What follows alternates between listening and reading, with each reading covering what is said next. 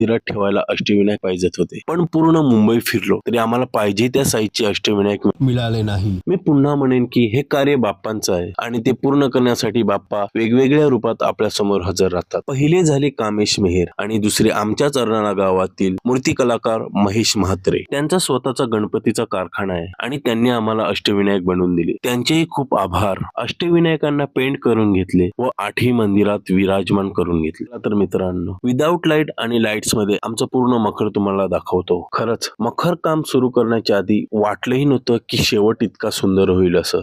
आम्हाला स्वतःलाही विश्वास बसत नाही की आम्ही इतकं सुंदर मखर बनवलेलं आहे. लगेचच बाप्पांना मखरात विराजमान करून घेतलं. बाप्पा मखरात विराजमान झाले आणि मखर आणखीनच सुंदर दिसायला लागलं. खरंच असं कुठेतरी वाटतं की मखर बघून बाप्पांनाही आनंद झाला असेल. बाप्पांजवळ फक्त एकच मागणं केलं, दरवर्षी निस्वार्थ मनाने तुझं कार्य करू, फक्त तुझा आशीर्वाद आमच्यावर असू दे. मित्रांनो,